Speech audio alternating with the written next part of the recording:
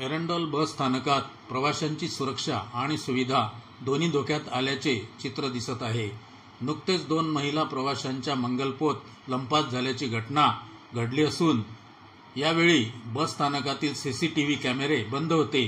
Depot manager यांनी कॅमेरे चालू असून वायर चोरट्यांनीच कट केल्याचा दावा केला आहे, ज्यामुळे चोरट्यांची मुजोरी वाढल्याचे स्पष्ट होते।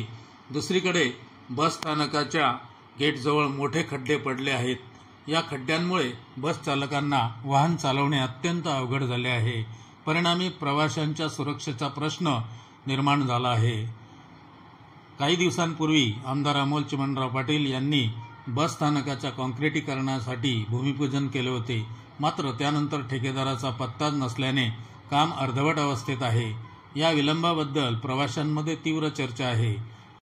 आमदार अमोलदादा पाटील यांनी या गंभीर समस्येकडे लक्ष देऊन हा प्रश्न सोडवावा अशी अपेक्षा नागरिकांनी व्यक्त केली आहे। चोरीच्या वाढत्या घटना आणि कायदा व सुव्यवस्थेच्या प्रश्नामुळे बस स्थानकात कायमस्वरूपी पोलीस चौकी असावी अशी मागणी जोर धरू लागली आहे। प्रवाशांना सुरक्षित आणि सुविधापूर्ण प्रवास मिळावा यासाठी तातडीने उपाययोजना करण्याची आवश्यकता आहे।